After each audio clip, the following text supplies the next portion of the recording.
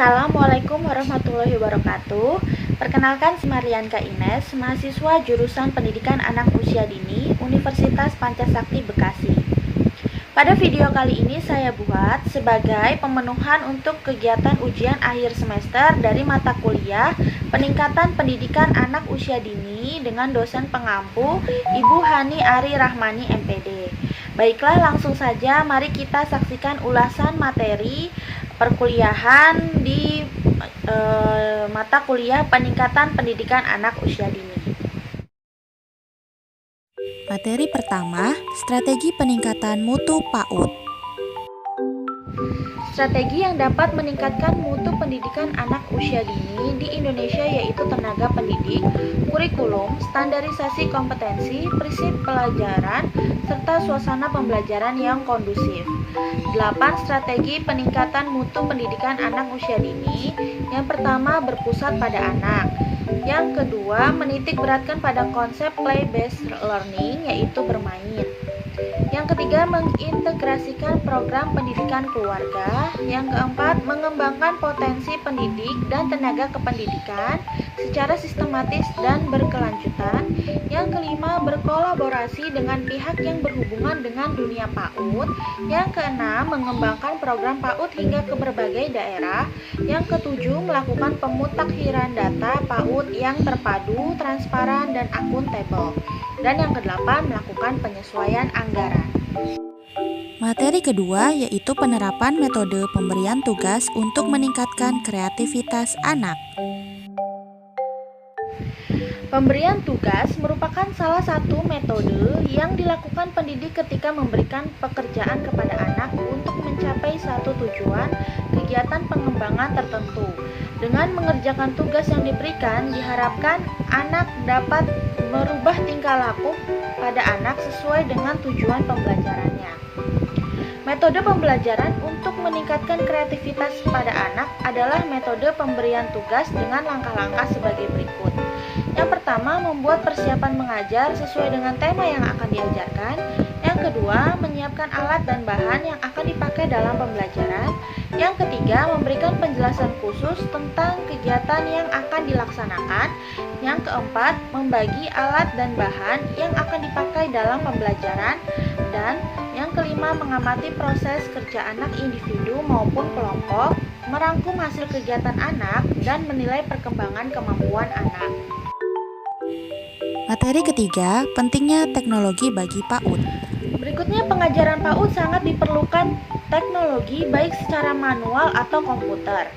Pengenalan teknologi pada pengajaran anak usia dini bertujuan untuk menciptakan generasi-generasi yang lebih unggul juga maupun bersaing kelak ketika mereka sudah dewasa.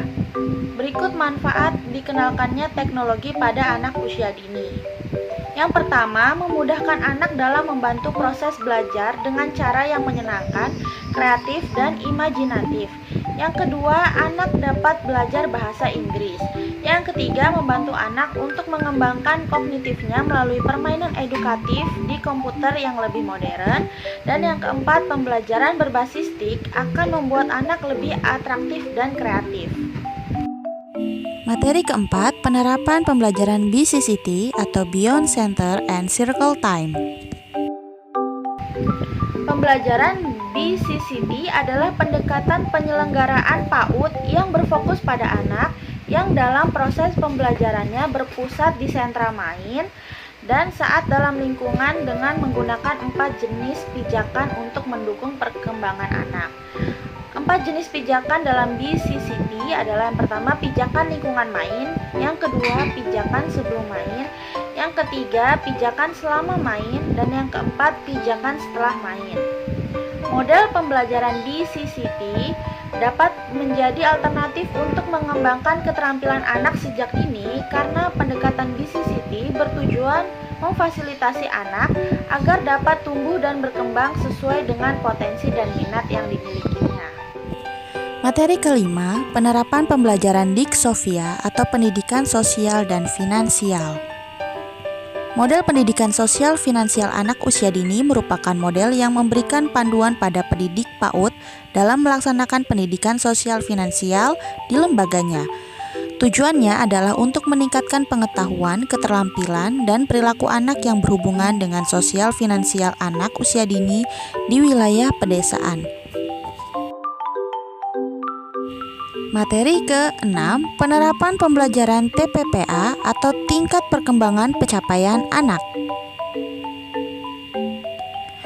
STPPA PAUD Kurikulum 2013 atau Standar Tingkat Pencapaian Perkembangan STPP PAUD Kurikulum 2013, pendidikan anak usia dini merupakan pengorganisasian kompetensi inti, kompetensi dasar, muatan pembelajaran, program pengembangan, dan beban belajar.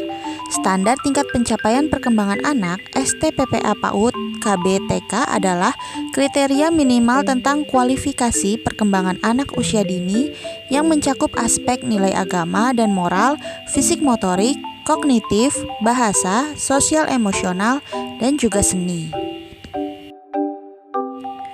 Materi ke-7, penerapan pembelajaran Purina atau pendidikan pengurangan resiko bencana. Pada bagian ini, saya sudah buatkan bagan mengenai model Purina atau pendidikan pengurangan resiko bencana pada anak usia dini. Metode Purina ini dijalankan karena mengingat kriteria anak, yaitu anak usia dini belum memiliki karakter ketangguhan dalam menghadapi bencana. PTK belum memahami integrasi pendidikan, kebencanaan, dan pembelajaran, dan belum tersedianya panduan pendidikan kebencanaan pada satuan PAUD. Model Purina ini mengajak lembaga PAUD bekerja sama dan berkolaborasi dengan manajemen bencana di satuan PAUD dan juga fasilitas pembelajaran yang aman bencana. Lalu, setelah berkolaborasi, muncullah integrasi ke dalam kurikulum pembelajaran di PAUD. Dan hadirlah integrasi materi pembelajaran kebencanaan, integrasi materi pembelajaran kebencanaan pada kegiatan-kegiatan puncak tema, dan integrasi pengurangan risiko bencana ke dalam kegiatan pendukung seperti pramuka, prasiaga, dokter kecil, dan lain-lain.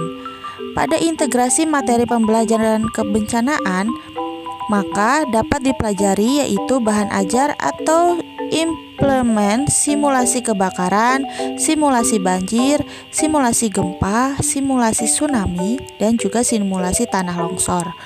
Maka diharapkan setelah adanya model pembelajaran Purina ini, anak usia dini memiliki karakter ketangguhan dan kesiagaan menghadapi bencana. Lembaga menyiapkan fasilitas yang aman bencana, dan PTK mampu mengintegrasi pendidikan kebencanaan dalam pembelajaran.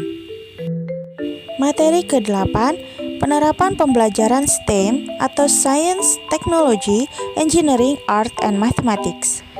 STEM adalah sebuah pendekatan pembelajaran interdisiplin yang memadukan antara pengetahuan atau science, teknologi, teknik atau engineering, seni atau art, dan matematik atau mathematics.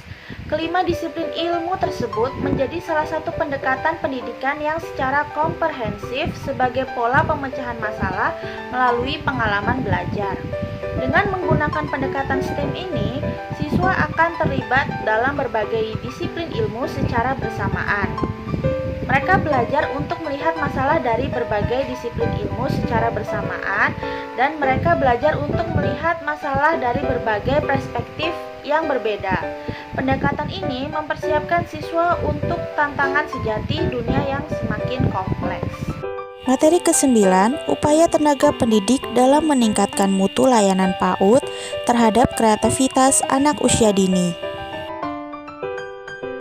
Kemudian, upaya tenaga pendidik dalam meningkatkan mutu layanan PAUD antara lain memberikan pilihan bagi peserta didik yang lambat maupun cepat dalam melakukan tugas pembelajaran, memberikan pembelajaran remedial bagi peserta didik yang kurang berprestasi atau berprestasi rendah.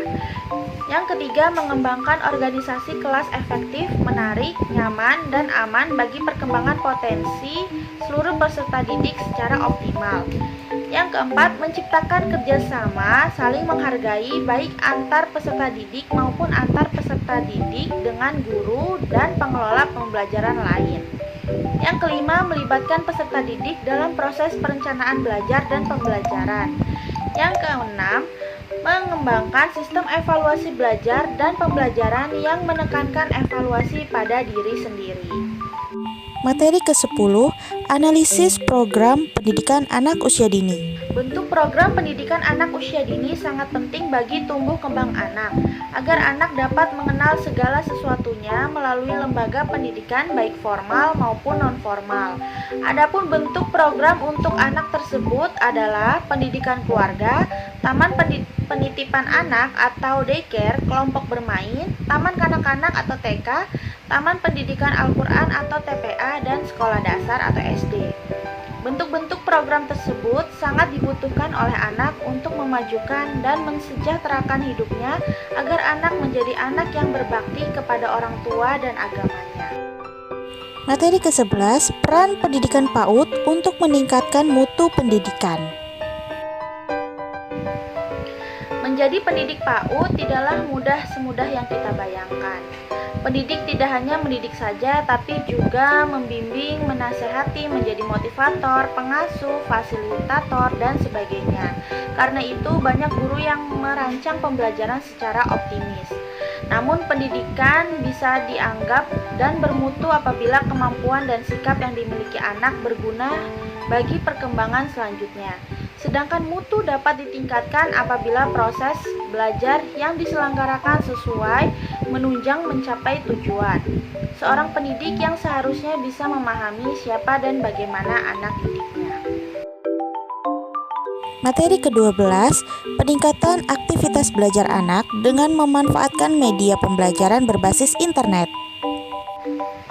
Internet adalah suatu jaringan komunikasi yang memiliki fungsi untuk menghubungkan antara satu media elektronik dengan media elektronik yang lain dengan cepat dan tepat. Jaringan komunikasi tersebut akan menyampaikan beberapa informasi yang dikirim melalui transmisi sinyal dengan frekuensi yang disesuaikan. Manfaat penggunaan internet untuk anak usia dini antara lain: pertama, di internet pengaruh multimedia pada anak bisa didapat dari pengaruh audio visual, karena dengan audio visual yang mengajarkan secara berulang-ulang ini, anak menjadi lebih terlatih. Yang kedua, anak-anak bisa mendapatkan banyak informasi dari internet, baik informasi terbaru maupun informasi lama yang masih mereka butuhkan. Yang ketiga, internet bisa membawa mereka untuk berinteraksi dan bertukar informasi dengan yang lainnya dengan menggunakan situs-situs di jaring sosial yang bisa ditemukan di media sosial lainnya. Yang keempat, internet bisa membantu anak-anak dalam pendidikan, yaitu dalam proses pembelajaran dan mengembangkan keterampilan, bakat, dan ilmu yang mereka miliki. Baik, demikianlah video ulasan materi yang sudah saya bahas. Semoga video ini dapat menambah wawasan kita semua dan dapat bermanfaat bagi kita semua. Akhir kata, wassalamualaikum warahmatullahi wabarakatuh.